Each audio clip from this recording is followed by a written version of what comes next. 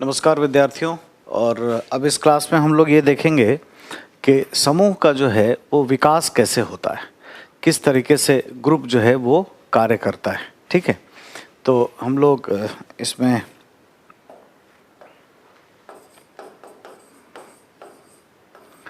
समूह का विकास, ठीक है, इसके क्या चरण हैं हमें ये देखने हैं। तो एक साइकोलॉजिस्ट हैं टकमैन, जिन्होंने इसके बारे में बात किया है। ठीक है, टकमैन।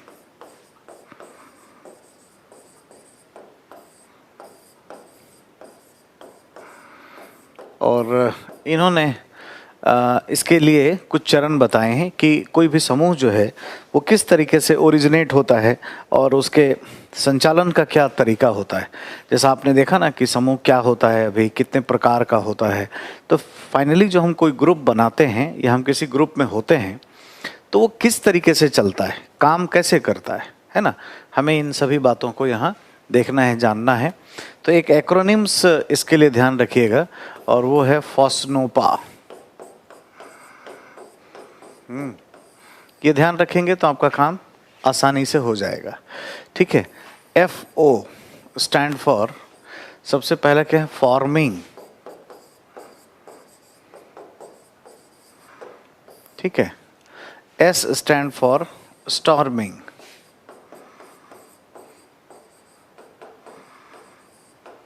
ठीक, अभी देखते हैं, बात करते हैं। NO stand for norming. NO से क्या हुआ, norming. And then P stand for performing.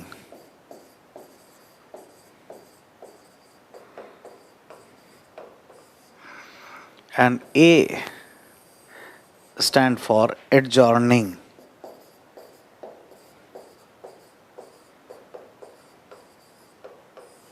ठीक है, तो ये चार स्थिति इसके लिए देखने को मिलती है। ठीक है, सबसे पहले क्या है कि संगठन का निर्माण होता है, फॉर्मिंग, है ना, निर्माण। निर्माण के लिए क्या चाहिए, तो अभी हम लोगों ने ये बातचीत किया हुआ है कि संगठन तभी बनेगा जब 2 या 2 से ज़्यादा लोग हों। हाँ, इतना ही नहीं, 2 या 2 से ज़्यादा व्यक्ति ही इसमें नहीं होने चाहिए, बल्कि उसमें आपस में क्या होना चाहिए, एक कोहेसिवनेस भी होना चाहिए, परस्पर लगाव या अपनापन की भावना उनके अंदर होनी चाहिए। इतना ही नहीं, एक सामान्य लक्ष्य हो, बार बार मिलते हों, साहचर्यता होती हो, ये तमाम बातें होंगी तो समूह का निर्माण हो जाएगा। और एक बार जब समूह का निर्माण होगा तो क्या होता है, मनुष्य का इंटरपर्सनल ईगो सामने आता है, अंतः परस्पर अहम सामने आ जाता है, विवाद होता है, स्टॉर्मिंग। ठीक है, कि आपस में कोई ना कोई विवाद होगा कि मैं तोप हूँ, तुम पिस्तौल भी नहीं हो, मैं इतना जानता हूँ, मैं ये हूँ, मैं वो हूँ। मनुष्य में है अंतः परस्पर ईगो, इंटरपर्सनल ईगो, जेलसी, ऐसी तमाम समस्याएं और चुनौतियाँ देखने को मिलती हैं। इतना ही नहीं, जब आपस में झगड़ा होता है फिर भी क्या होता है कि अगर कोई मॉडरेटर है, संगठन को चलाने वाला कोई है, कोई मैनेजर है या कोई भी व्यक्ति उसमें ऐसा है जो इमोशनली इंटेलिजेंट है, जो चीज़ों को मैनेज कर देता है, तो वो क्या करेगा, नॉर्म्स बना देगा कि भाई आपस में झगड़ा मत करिए, आप कैसे बातचीत करेंगे, डिसीजन कैसे लिए जाएंगे, कोई भी काम कैसे होगा, ऐसी तमाम बातें यहाँ कर दी जाती हैं। तो ये क्या होता है, मानकीकरण हो जाता है। मानकीकरण, विवाद के बाद क्या आता है, मानकीकरण। और उसके बाद जब स्टैंडर्ड बन जाता है तो फिर चौथा ये स्टेज आता है जिसको हम लोग कहते हैं परफॉर्मिंग। वो समूह फिर काम करती है, वो समूह फिर कुछ परफॉर्म करके दिखाती है, यानी निष्पादन बहुत अच्छे तरीके से किया जाता है। तो यहाँ पर होता है ये निष्पादन। ठीक है, उसके बाद जो है पांचवा ये है एडजॉर्निंग। यदि ऐसा लगा कि समूह ने अपने या संगठन ने अपने लक्ष्य को प्राप्त कर लिया है तो ये फिर क्या होता है, समाप्त हो जाता है, एडजॉर्न हो जाता है या भंग हो जाता है, समाप्त करने की प्रक्रिया होती है। तो कुल मिला के 5 चरण यहाँ पर बताए गए हैं। निर्माण में यही ध्यान रखना है कि शुरुआत तभी होगी जब समूह के लिए जितनी चीज़ें हमने पहले बताई थी, 2 या 2 से ज़्यादा लोग, अंतःक्रिया, सामान्य लक्ष्य और साहचर्यता, प्रॉक्सिमिटी और कोहिसिवनेस, ये होना चाहिए। इतना होगा तो बन जाएगा। फिर झगड़ा होगा, क्योंकि हम लोग अलग अलग बैकग्राउंड के होते हैं, अलग अलग पृष्ठभूमि के होने की वजह से विवाद बहुत तेज़ी से होते हैं और अंतः परस्पर अहम, जेलसी, ईगो, ये सब सामने आता है। इस वजह से समस्याएं उत्पन्न होती हैं। फिर उसके बाद एक नॉर्म्स बन जाते हैं। कोई उसमें मॉडरेटर या टीम लीडर होता है जो नॉर्म्स बनाता है कि भाई ये काम कैसे होगा, कैसे नहीं होगा, ऐसा। फिर उसके बाद हम परफॉर्म करते हैं, ठीक है, यानी ये समूह काम करता है, लक्ष्य के लिए कुछ करके दिखाता है, निष्पादन ये करता है। और अगर ये लक्ष्य प्राप्त हो गया तो ये फिर समाप्त हो जाता है। जैसे मान लीजिए कि कोई ऐसा संगठन, जैसे जब हम लोग आज़ाद हुए तो एक सरदार पटेल ने एक ऑर्गेनाइजेशन बनाया था और वो था मिनिस्ट्री ऑफ रिहैबिलिटेशन। जो भी पाकिस्तान से लोग यहाँ आए थे उनको रिहैबिलिटेट करने के लिए ज़रूरी था। धीरे धीरे ऐसा लगा कि रिहैबिलिटेशन हो गया है तो अब वो मंत्रालय नहीं है और उसको अब क्या किया गया है, भंग कर दिया गया है। तो ऐसा भी इसमें होता है। तो कुल मिलाकर के ये 5 चरण हमें देखने को मिलते हैं, ठीक है। इस तरीके से ग्रुप डायनेमिक्स जो है वो डील होती है और ग्रुप आगे बढ़ता रहता है, ठीक है। हमें अब हमने समूह के बारे में बात कर लिया। एग्जैक्टली हमारा जो लक्ष्य है वो ये लक्ष्य है कि हमें पढ़ना है सोशल इन्फ्लुएंस, सामाजिक प्रभाव। सामाजिक प्रभाव अगर हम देखें ठीक तरीके से, ये जानना अगर है तो वो क्या काम करता है। तो सामाजिक प्रभाव बेसिकली एटीट्यूडल चेंज का एक टूल्स है, साधन है। सोशल इन्फ्लुएंस,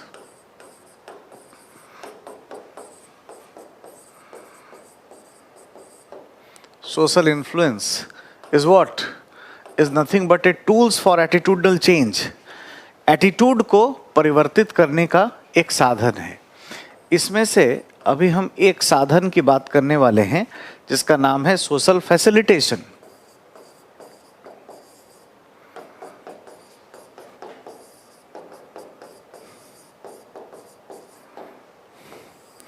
इसको हिंदी में क्या कहेंगे? सामाजिक सुसाध्यीकरण या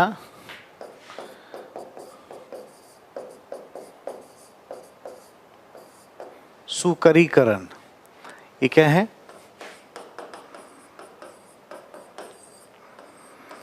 सामाजिक प्रभाव, ठीक है। तो सामाजिक प्रभाव के संदर्भ में अगर हम बात करें, अगर हम देखें तो ये क्या है जी? व्हाट, ये होता क्या है?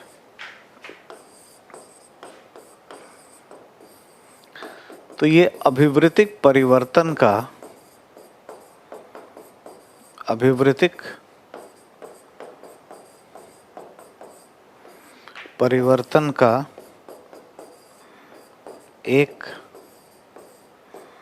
साधन होता है, ठीक है। It's AI tools for attitudinal change, ठीक है।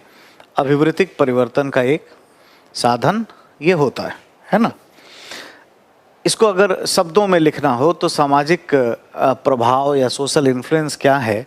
तो किसी एक व्यक्ति के द्वारा किसी दूसरे व्यक्ति या समूह को कुछ विचारधारा, ठीक है, कुछ चिंतन, कुछ कॉग्निशन, इंटेलिजेंस के आधार पर, इस तरीके से संचार की प्रक्रिया के आधार पर उसे प्रभावित करना जिसमें समूह का प्रभाव दिखाई देता हो और उनके जो पहले से अभिवृत्तियां बनी हुई हैं उन अभिवृत्तियों में एक आमूलचूल परिवर्तन आता हो, यानी ड्रास्टिक चेंज उसमें होता हो।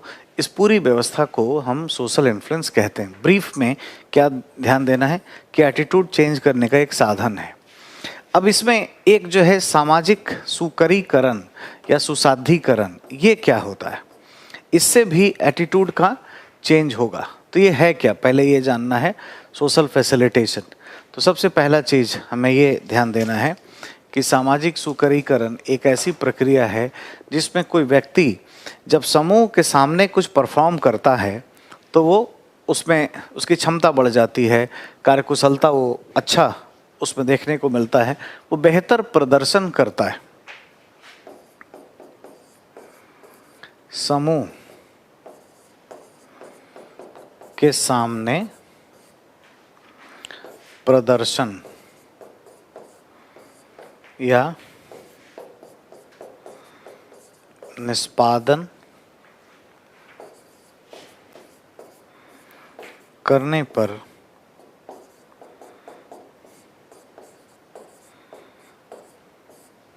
उस व्यक्ति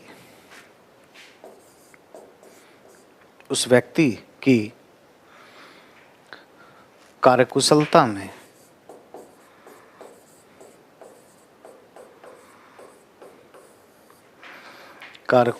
में अभिवृद्धि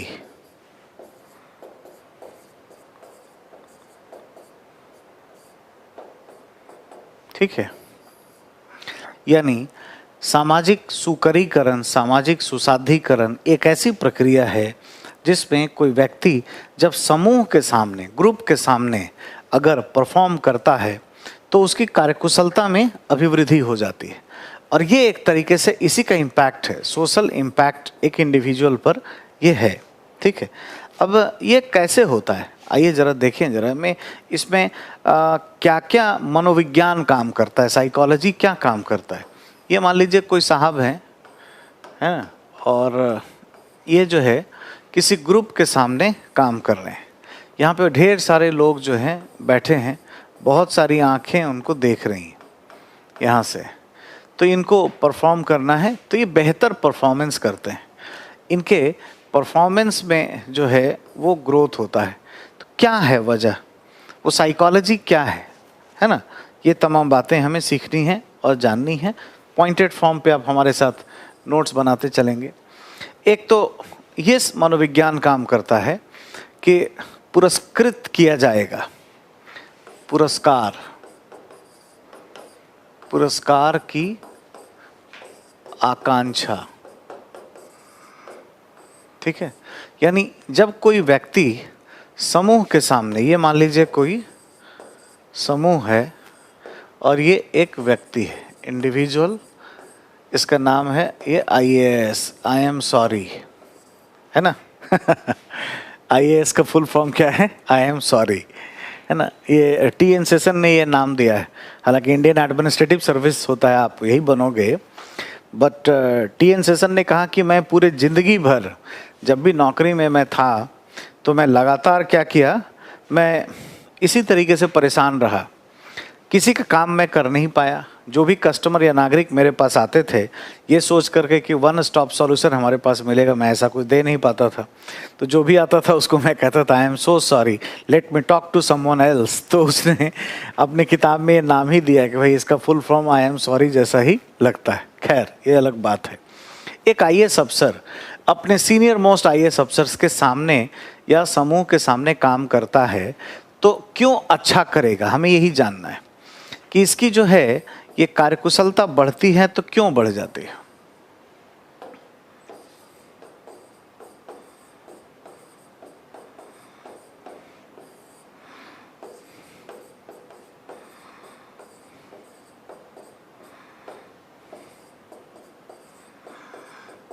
ग्रोथ एंड डेवलपमेंट इसके इफिशियंसी में अगर नज़र आता है, अच्छा परफॉर्म करता है, निष्पादन अच्छा हो जाता है ना, इसका निष्पादन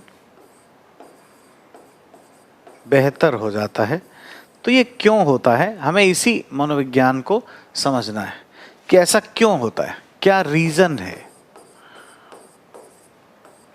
और साइकोलॉजी से वो हमें देखना है। तो पहला कि पुरस्कार की आकांक्षा कि लोग देख रहे हैं, अगर ये अच्छा प्रदर्शन करता है तो इसे पुरस्कृत किया जाएगा। दूसरा एक मनोविज्ञान है कि हम बाहर से जब कुछ दबाव पड़ता है तो हम कुछ अच्छा करना चाहते हैं। बाहरी दबाव, जब बाहर से पर्यवेक्षण या सुपरविजन होता है तब मानव बेहतर प्रदर्शन करता है। ठीक है। तीसरी बात जो हमें ध्यान रखनी है, यदि एक तो हमने देखा क्या कि पुरस्कार की आकांक्षा है, दूसरा हमने देखा कि अगर कोई बाहर से कोई देख रहा है, मॉनिटर कर रहा है, सुपरवाइज कर रहा है, तो हम बेटर करते हैं। नेक्स्ट, भविष्य का सोचते हैं। भविष्य की चिंता मनुष्य की एक होती है, भविष्य में बेहतर करियर हो सकता है। मतलब अभी वो अगर अच्छा परफॉर्म करता है तो उसका करियर क्या होगा, बेहतर हो जाएगा। ये अगर इस ग्रुप में कोई आलोचक बैठा है या कोई दुश्मन टाइप का है, कोई ये सोच के रखा है कि ये आगे ना बढ़े, ईर्ष्या में है, तो और ज्यादा ये अच्छा करता है। ठीक है। समूह में आलोचक होने पर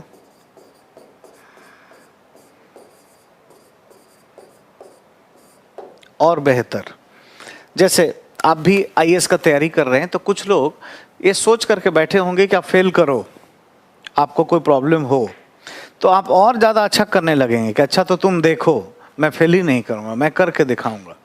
ये साइकोलॉजी जो है इस तरीके से काम करती है।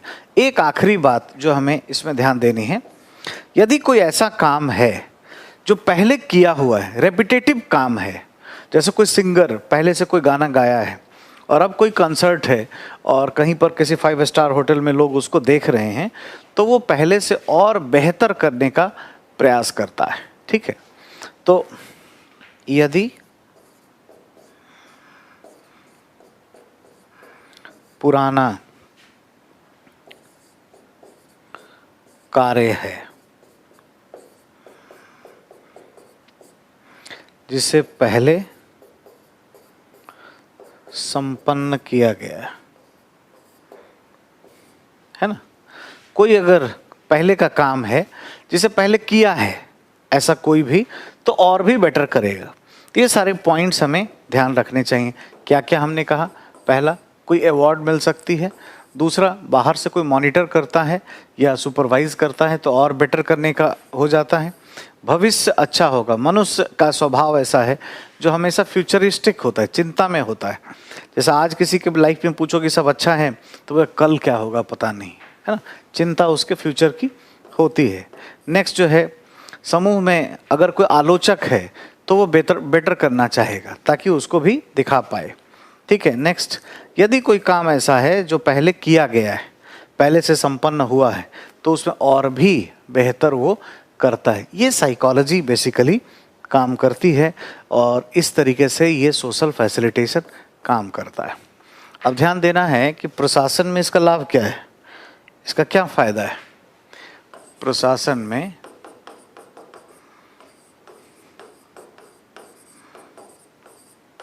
फायदे या लाभ इसके क्या है। ठीक है।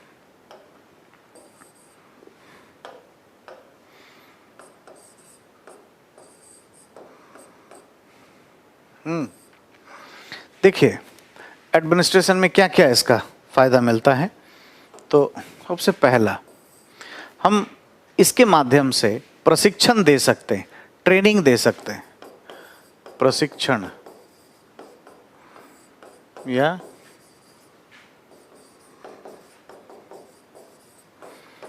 ट्रेनिंग का संचालन कर सकते हैं। ठीक है। दूसरा, एक तो है कि हम ट्रेनिंग दे सकते हैं, अगर दूसरों के सामने हम परफॉर्म करवाएं किसी को, कोई मान लीजिए नया कोई कर्मचारी या अधिकारी जिसकी भर्ती हुई है, अगर उसको एक पूरे ग्रुप के सामने परफॉर्म करने को कहें तो क्या होगा, उसका परफॉर्मेंस बेटर होता चला जाएगा। तो एक तरीके से क्या है, ट्रेनिंग के लिए इस्तेमाल किया जा सकता है। दूसरा, किसी के व्यक्तित्व या पर्सनालिटी में, है ना,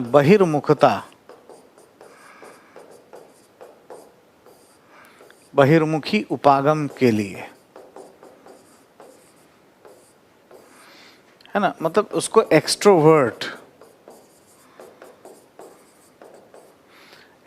बनाने के लिए हम लोगों के सामने परफॉर्म करने को कह सकते हैं, ठीक है। और अगर कोई व्यक्ति, हाँ, लर्निंग फ्रॉम डूइंग एरर से सीखना चाहता है, तो गलती करके सीखने की प्रक्रिया, गलती करके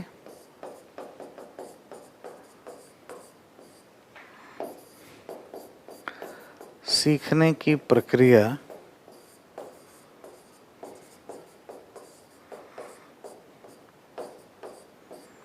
गलती करके सीखने की प्रक्रिया के आधार पर हम किसी व्यक्ति में कार्यकुशलता को बढ़ा सकते हैं। किसी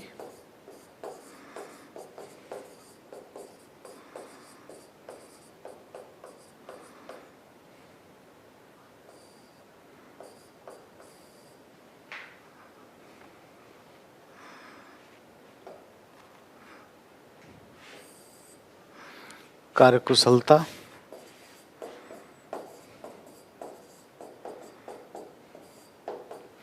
का विकास कर सकते हैं।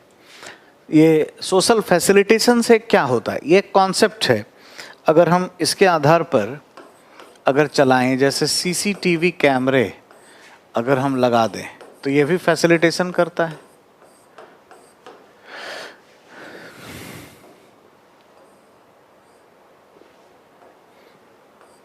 अगर हम कैमरा लगा दें ऑर्गेनाइजेशन में, तो क्या फ़ायदा होगा, फैसिलिटेशन की प्रक्रिया काम करने लगेगी। यानी अगर ये हम इंस्टॉल कर देते हैं कार्यालय में, तो दो चीज़ होगा, एक तो अनैतिक कर्म कम हो जाएंगे, अनैतिक कार्य नहीं हो पाएगा, एक तो ये संभव नहीं है, ठीक है। उसके बाद लोग ऑब्लिक अधीनस्थ सबऑर्डिनेट अपने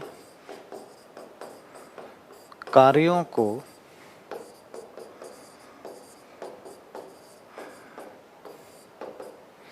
प्राथमिकता देने लगेंगे, है ना, और प्राथमिकता के आधार पे कार्य संपन्न होने शुरू हो जाएंगे।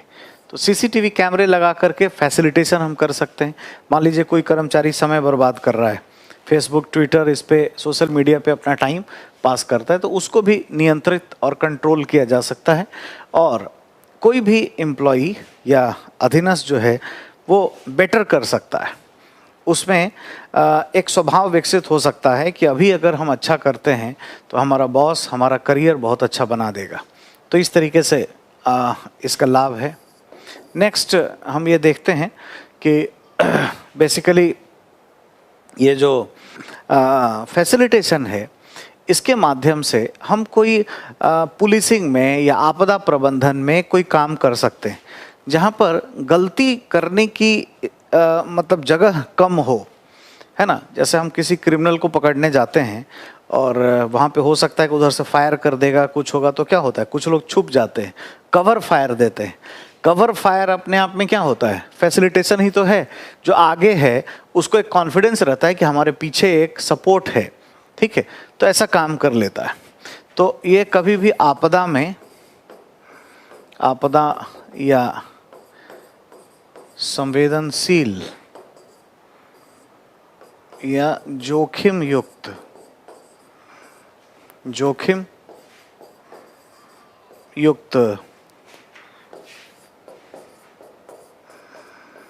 कार्यों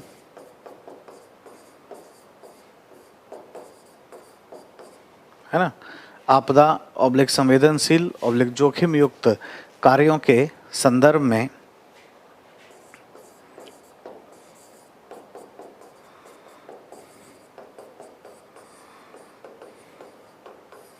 सोशल फैसिलिटेशन के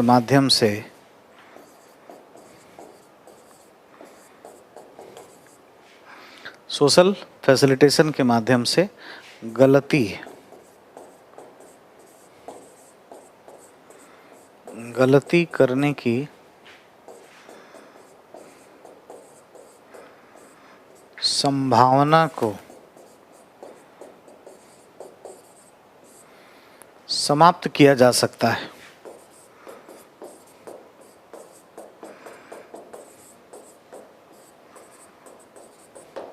समाप्त किया जा सकता है।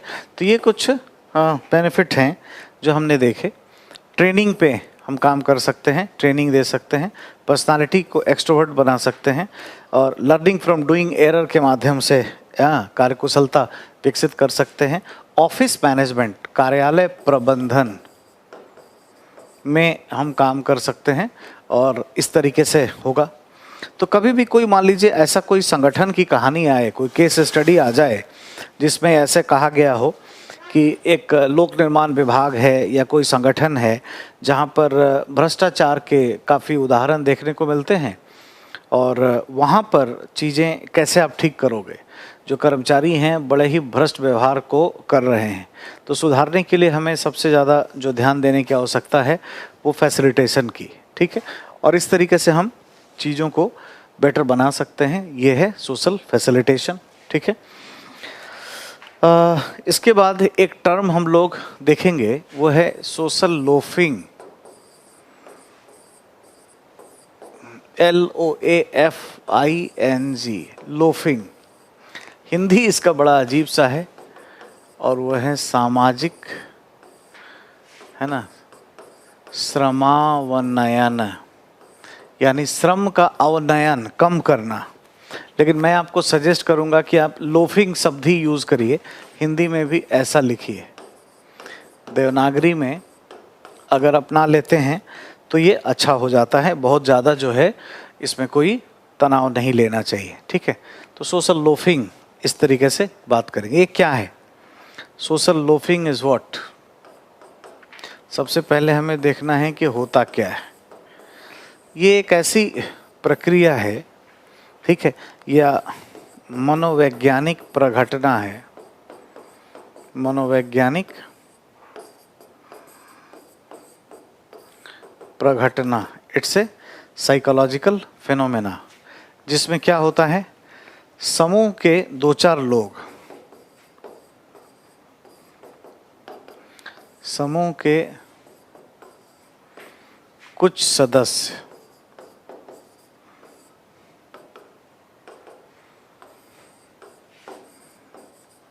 कम भूमिका निभाते हैं,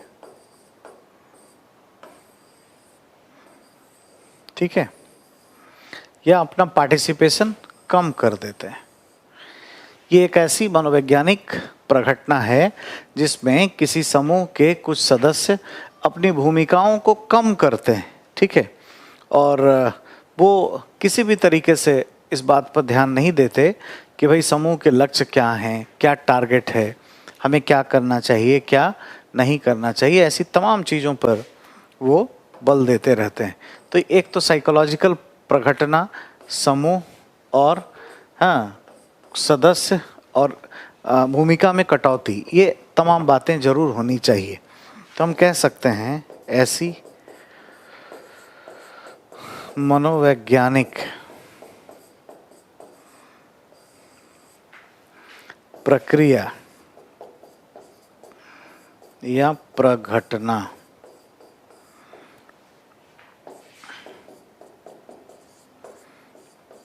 जिसमें समूह के कुछ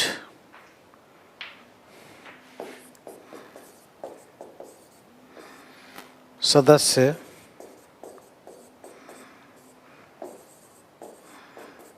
अपनी भूमिका को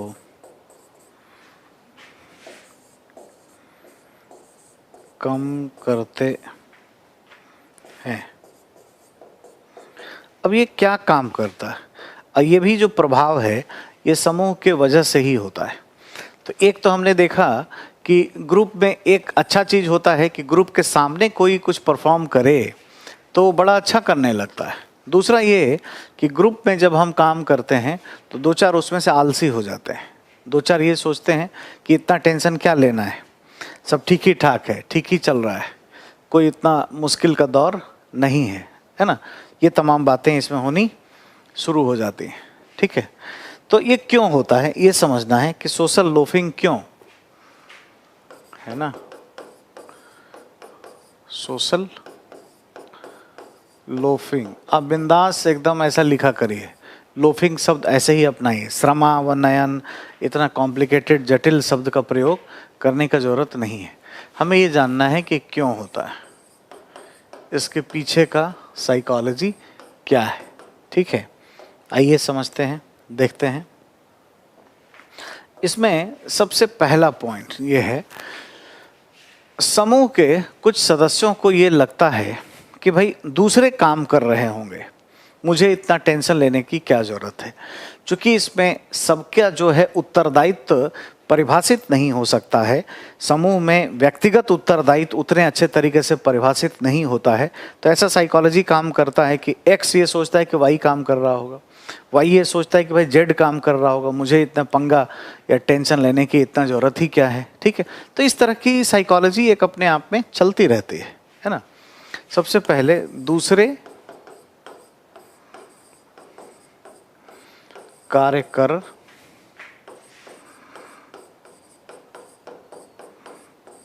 रहे होंगे, है ना। एक तो ये साइकोलॉजी इसमें है, ये सोच है एक व्यक्ति की, इसलिए वो लोफिंग करता है। लोफिंग का मतलब अपना जो निष्पादन है, अपना जो योगदान है या संगठनात्मक कार्य में जो भूमिका उसको निभानी है, जो रोल प्ले करना है, वो घटाने लगता है, ये सोच करके ये दूसरे कर रहे होंगे यार मैं ये क्यों करूं, है ना। लोगों में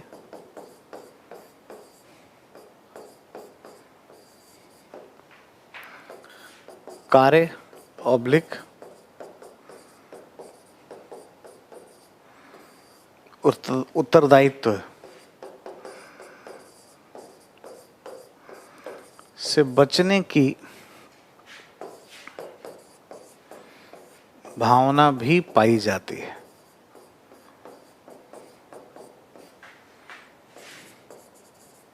नो डाउट ये कुछ लोगों में होगा, सभी में नहीं होता है। बहुत सारे कर्मयोगी होते हैं, जैसे पब्लिक एडमिनिस्ट्रेशन में भी हम लोग पढ़ते हैं तो एक्स और वाई थ्योरी में हम पढ़ते हैं कि वाई टाइप के लोग हैं जो कर्मयोगी हैं, वो काम करना चाहते हैं, वो बैठ के नहीं रह सकते, जबकि एक्स टाइप के लोग काम करने से बचना चाहते हैं, है ना। तो ऐसी चीज़ें लगातार दिखाई देती हैं।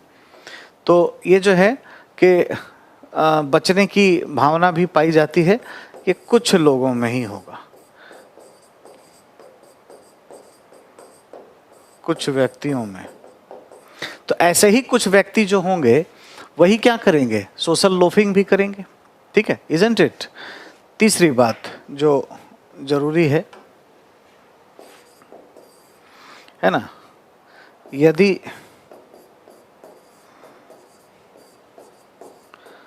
काम ज्यादा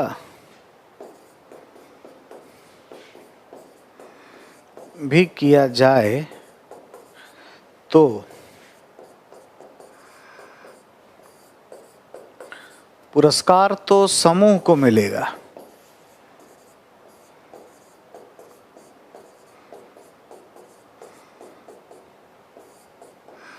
ये एक सोच है, ये एक स्वभाव है कि भाई अगर मैं ज़्यादा काम भी करता हूँ तो मेरा क्या, मुझे क्या मिलेगा, ये पूरा पहचान जो है पूरे ग्रुप को मिलेगा, तो मैं इतना टेंशन क्यों लूँ, इतना तनाव क्यों लूँ, ऐसा ये है। नेक्स्ट, कुछ लोगों में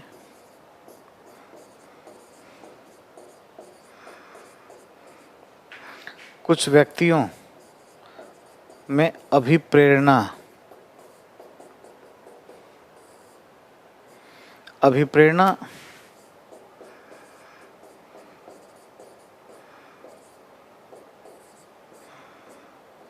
का भी अभाव पाया जाता है, ठीक है। मोटिवेशन भी देखिए सब लोगों में इतना नहीं होता है, ठीक है। मोटिवेशन एक बड़ा पैटर्न है और ऐसा जो चीज़ देखने को मिलता है, ये एक चैलेंजेस यहाँ पर क्रिएट होता है। हर व्यक्ति इतना मोटिवेटेड नहीं है। मोटिवेशन क्या है, एक व्यक्ति अपनी आंतरिक इच्छा को प्राप्त करने का प्रयास करता है और जब वो इच्छा पूरी हो जाती है तो संतोष का अनुभव करता है। ये पूरी प्रक्रिया अभिप्रेरणा कहलाती है। तो हर किसी में इतना मोटिवेशन नहीं है, ये भी अपने आप में एक चैलेंज, एक समस्या का घर बनता है और इस वजह से ही मुश्किलें देखने को मिलती हैं। ठीक है, ये बात ध्यान दीजिएगा, राइट। तो ये बहुत बड़ा चैलेंज है, इस वजह से भी लोग लोफिंग करते हैं। ठीक है, और इसमें और बातें कुछ ऐड करनी है। 4 बातें हमने देखी कि लोफिंग क्यों। जब समूह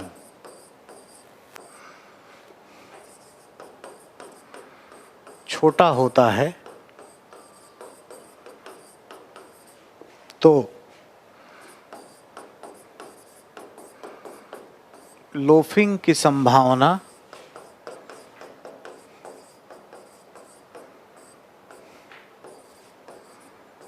कम हो जाती है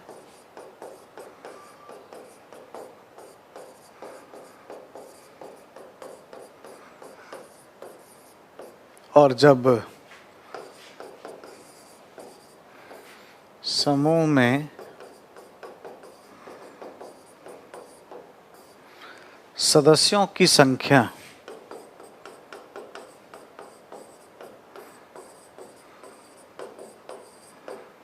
अधिक होती है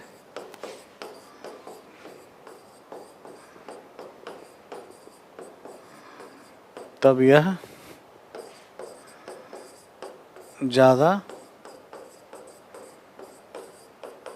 देखने को मिलता है। देखिए साहब, ऐसा है कि लोफिंग कब होगा ज़्यादा। 2 मान लीजिए ग्रुप लेके चलते हैं, ये 2, एक बड़ा ग्रुप है, एक छोटा ग्रुप है। एक में क्या है, कम ही लोग, ये 4-5 लोग हैं इतने। एक में बहुत ज़्यादा है,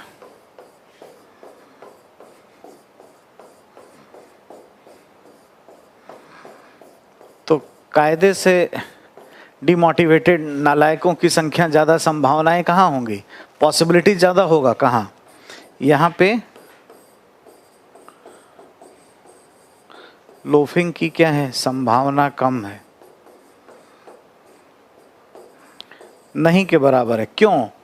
क्योंकि ऐसा लगता है कि मॉनिटरेबल है, जांच योग्य है। ये कैसा होगा जी, ये छोटा ग्रुप है,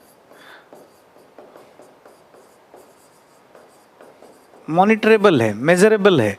जो टीम लीडर है ये देख सकता है कि कोई एक व्यक्ति जो है वो काम नहीं कर रहा है तो उसको दंड दिया जा सकता है। यहाँ पे पेनलाइज करने की संभावनाएं हैं, प्यूनिटिव एक्शन हो सकते हैं, प्यूनिटिव या दंड जैसी चीजें यहाँ हो सकती हैं। ठीक है, तो यहाँ पर लोफिंग कम होगा, लेकिन पॉसिबिलिटी ज़्यादा कहाँ होगा, यहाँ। ये मॉनिटरेबल नहीं है, यहाँ पर ज़्यादा होगा। क्यों?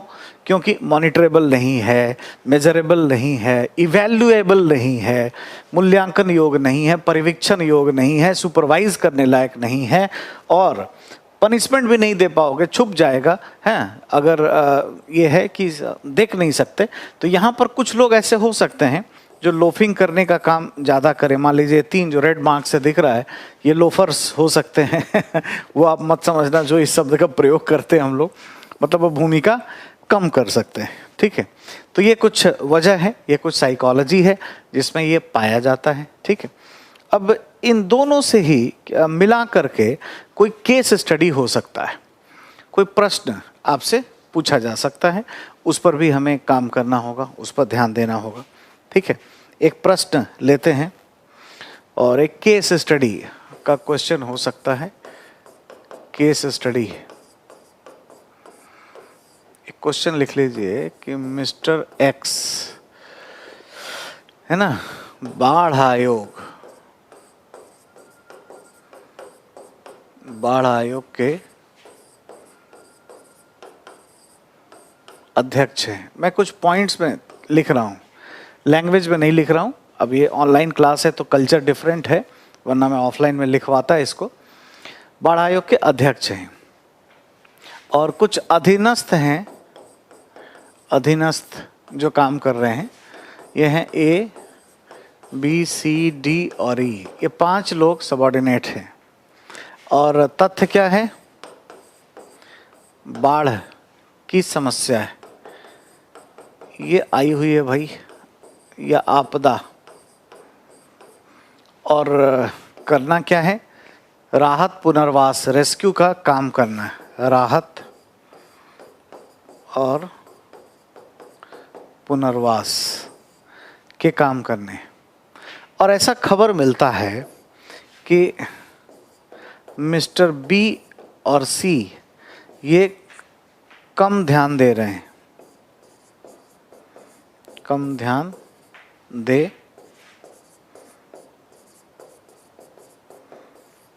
रहे हैं, कम से कम ये काम कर रहे हैं। तो अब ऐसे में है, सवाल ये है, क्वेश्चन ये है कि मिस्टर एक्स को क्या करना चाहिए? मिस्टर एक्स को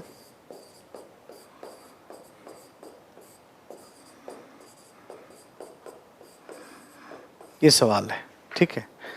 150 शब्द में हो सकता है, मे बी 250 शब्द में हो सकता है। ये एक इम्पॉर्टेंट सा सवाल है।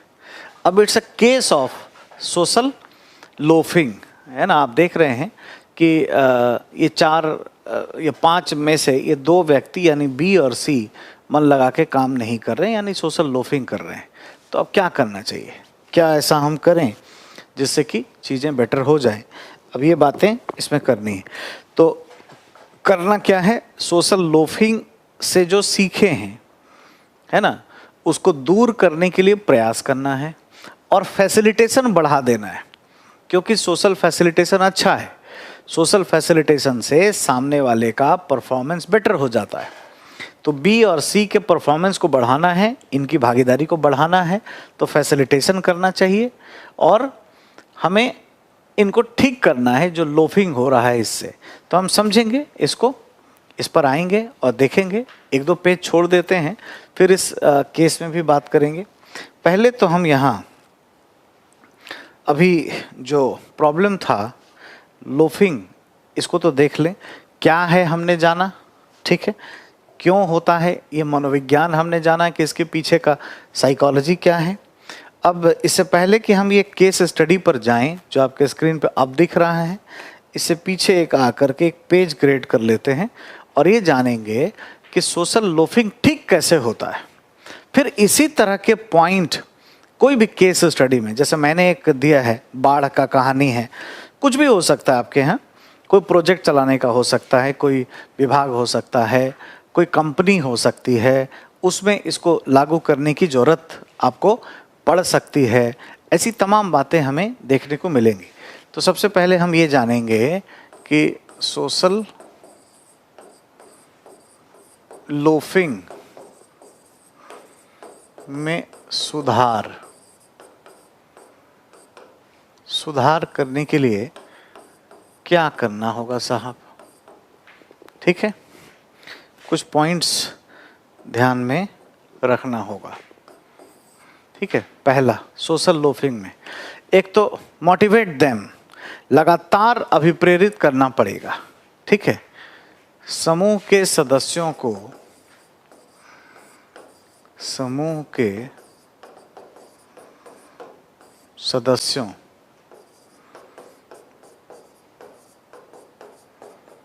व्यक्तिगत रूप से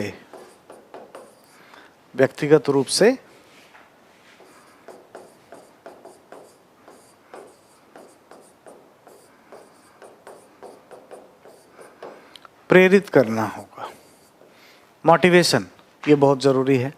समूह में साइकोलॉजी क्या होता है कि कोई और काम कर रहा होगा, मॉनिटरेबल नहीं है, बच जाऊंगा मैं, कोई ध्यान नहीं देगा, ऐसा है।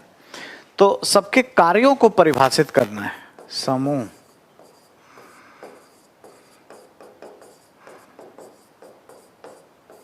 के सदस्यों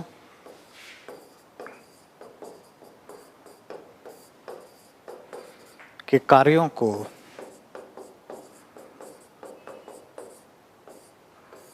परिभाषित, है ना, करना चाहिए ठीक है। तो जो मेंबर्स हैं उनके कार्य को परिभाषित करना है, इंडिविजुअली कार्यों को परिभाषित करना, उनके व्यक्तिगत कार्य को, ताकि जांच योग्य हो सके। समूह के काम ऐसे होने चाहिए, ऐसा समूह के कार्य ऐसे होने चाहिए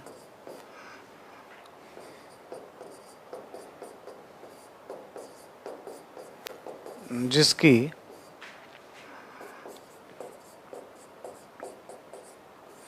व्यक्तिगत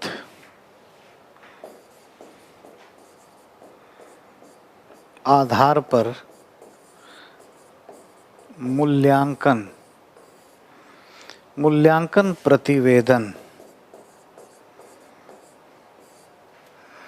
प्रतिवेदन को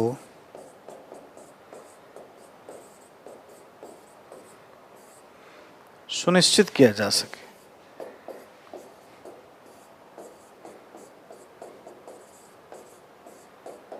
ठीक है। समूह के कार्य ऐसे होने चाहिए जो व्यक्तिगत आधार पर इसका मूल्यांकन प्रतिवेदन निकाला जा सके, ताकि मॉनिटर्ड हो जाए। इतना ही नहीं, चौथी बात हमें ये ध्यान देनी पड़ेगी कि अगर आप नहीं लिखे होंगे तो मैं एक बार वापस कर देता हूँ। 3 बात हमने की कि समूह के सदस्य को व्यक्तिगत रूप से प्रेरित करना चाहिए, यानी मोटिवेशन रहे, कार्य परिभाषित करें इंडिविजुअली, और मॉनिटरेबल बनाएं, जांच योग्य बनाएं, ताकि पकड़ा जा सके, है ना, ये है। और समूह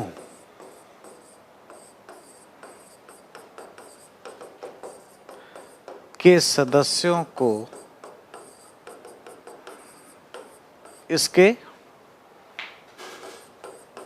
नेता, लीडर या अधिकारी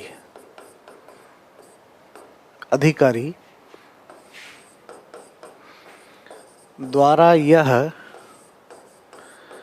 कहना चाहिए कि समूह के सदस्यों को इसके नेता ऑब्लिक अधिकारी द्वारा यह कहना चाहिए कि सभी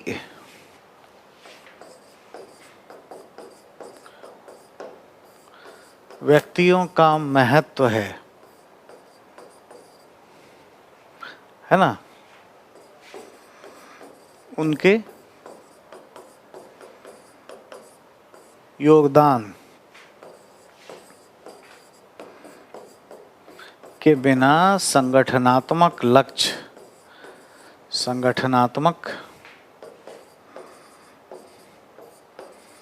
लक्ष्य को प्राप्त नहीं किया जा सकता।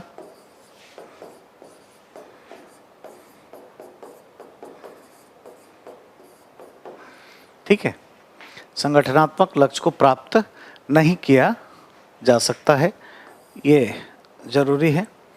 ठीक है, ये भी एक इम्पॉर्टेंट एस्पेक्ट्स है।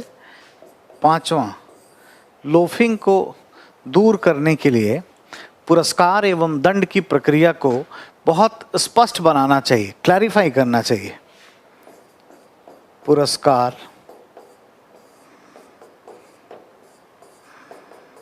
एवं दंड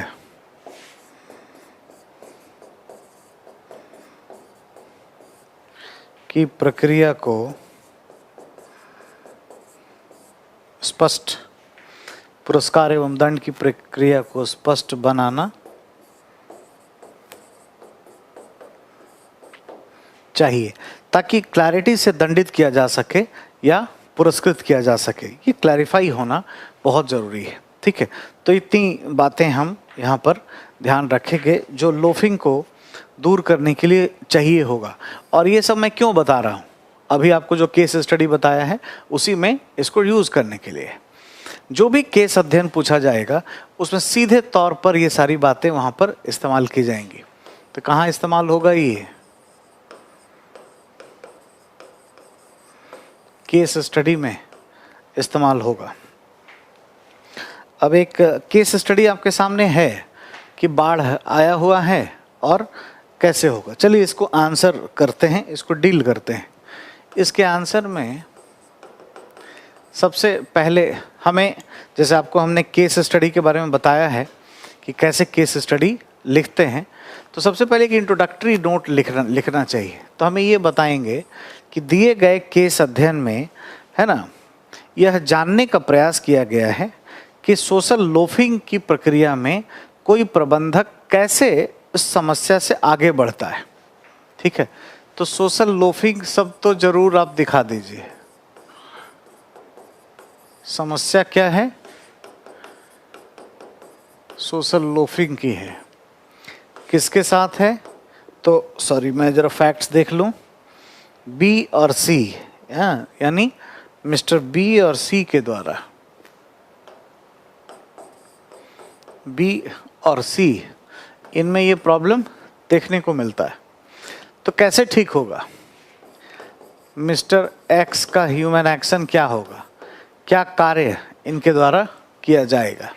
ठीक है, तो सबसे इम्पोर्टेंट कार्य जो होगा वो ये इनके द्वारा किया जाएगा, ये 4-5 बात कि जाकर के मोटिवेशन दिया जाएगा। तो क्या करना चाहिए, क्या लिखेंगे कि मिस्टर एक्स को बी और सी से स्पेशली मिल करके मोटिवेट करने का प्रयास करना चाहिए, बी को और सी को खास करके, क्योंकि लोफिंग यहीं पर हो रही है। ठीक है, उसके बाद मॉनिटरेबल बनाना चाहिए। तो मॉनिटरेबल बनाने के लिए क्या करेंगे? बाहर से एक मॉनिटर करने के लिए कोई व्यक्ति अपॉइंट कर देना चाहिए, बाहर से नियुक्ति कर दीजिए। एक व्यक्ति, जो टीम बनी है बाढ़ नियंत्रण के लिए, राहत एवं पुनर्वास के जो कार्यक्रम चलाए जा रहे हैं, तो उसकी देखरेख करने के लिए एक टीम हो जो काम अच्छे तरीके से करे। सिंपल है, इसको अगर हम नियुक्त कर देते हैं तो ये काम हमारा हो जाएगा। इतना ही नहीं, हाँ, स्पष्टता करनी चाहिए, कार्य को परिभाषित, कार्य को परिभाषित, ये कैसे करना होगा, कार्य परिभाषित कैसे होगा? इसके लिए कोई ग्रेडिंग सिस्टम ले सकते हैं ना, न्यूमेरिक ग्रेडिंग ले सकते हैं, न्यूमेरिक ग्रेडिंग का कोई सिस्टम ले सकते हैं। और जैसे कोई स्केल ले लें, 1 से 10 का कोई स्केल ले सकते हैं, और इसमें देखा जाएगा कि क्या काम किया, इसमें मार्क्स दिया जाएगा। और ऐसा कह दिया जाए, ऐसा व्यवस्था कर दिया जाए कि जिसका 5+ है, 5 से ऊपर अगर अंक आता है तो उसको पुरस्कार मिलेगा, जिसका 5 से कम आएगा उसको पुरस्कार नहीं मिलेगा, बल्कि हो सकता है कि संगठन के दंडात्मक कार्यों का भी भागीदारी उसको करना पड़े, और हो सकता है कि संगठन से उसको निकलना पड़े। ये पॉसिबल है। इस तरह की चीज़ें हम यहाँ देख सकते हैं, कर सकते हैं। तो कार्य को परिभाषित करने पर हम बल दे देंगे ये। ठीक है, और कभी कभी कोई कार्यक्रम करना चाहिए, कोई सांस्कृतिक कार्यक्रम आप इनको एडवाइस कर सकते हैं, कोई सांस्कृतिक कार्यक्रम। ठीक है, या स्पोर्ट्स मीट कर सकते हैं, स्पोर्ट्स मीट ये कर सकते हैं, जिनमें ऐसा कहा जा सके कि भाई मिस्टर बी और सी आप भी महत्वपूर्ण हैं। मिस्टर बी को और सी को, इन दोनों को कहा जा सके कि आप महत्वपूर्ण हैं, यू आर इम्पोर्टेंट, आपके बिना काम नहीं होगा। ये सभी सुझाव हम दे सकते हैं। कोई बाहर से मॉनिटर करने के लिए कोई दूसरा कमेटी बना सकते हैं, कोई आयोग, है ना, आयोग का गठन कर सकते हैं जो इनके काम को मॉनिटर करेगा। ठीक है, ये ज़रूरी है। तो ये सारी बातें हम देखेंगे, इस पर भी बात करेंगे। ठीक है, और इस तरह की केस स्टडी बड़े महत्वपूर्ण हैं, पूछे जाते हैं। और इसके बाद एक आखिरी पॉइंट ज़रूर इसमें डालिए कि हम इनको फैसिलिटेशन देंगे। जैसे एक पॉइंट यहाँ पे ऐड कर सकते हैं कि कि सोशल फैसिलिटेशन, मैं यहाँ पे लिख देता हूँ, ठीक है, सोशल फैसिलिटेशन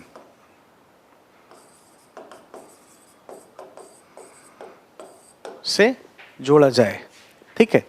जैसे बी और सी काम अच्छे से नहीं कर रहे हैं, तो हम ऐसा कर सकते हैं कि मिस्टर बी के लिए और मिस्टर सी के लिए जब भी उनका जो वर्क प्लेस है वहाँ पे आगे सीसीटीवी कैमरा प्लांट कर दिया जाए। उनको ये ना कहा जाए कि आप ही के लिए है, बल्कि ये कहा जाए कि संगठन में कोई सेक्सुअल हैरेसमेंट का केस ना हो, इसलिए एक डेकोरम है और हम लोग ये कैमरे यहाँ पर प्लांट कर रहे हैं। तो एक तो ऑफिस के अंदर वो क्या कर रहे हैं वो मॉनिटर हो जाएगा कैमरे के थ्रू। तो उससे क्या है, वो एक साइकोलॉजी भी बनाता है। कैमरा लगाने से एक साइकोलॉजी भी है कि भाई सामने वाला सब देख रहा है, तो हम कुछ गलत कार्य करने से बचते हैं और लगातार हम इस तरह की बातें इसमें करते हैं कि हम कुछ अच्छा करेंगे अभी तो हमारा करियर अच्छा होगा। यानी फैसिलिटेशन की सारी संभावनाएं हैं वो यहाँ पर उभर करके सामने आ जाएंगी और इस तरीके से इसका संचालन हो सकता है। Getting my points? तो ये सारे पक्ष इसमें शामिल हैं। तो हमने दो चीज़ को देखा है, सोशल फैसिलिटेशन और सोशल लोफिंग। अभी 3 टॉपिक और सोशल इन्फ्लुएंस में है, काफ़ी थोड़ा बड़ा टाइप का चैप्टर है ये, और उसमें है कन्फॉर्मिटी, कंप्लायंसेस और ओबीडियंस। ये क्यों करते हैं, इसका क्या लक्ष्य है, ऐसी तमाम बातों पर हम लोग विचार विमर्श करेंगे, ठीक है। अगली क्लास में आप इसको देख पाएंगे। थैंक यू, धन्यवाद।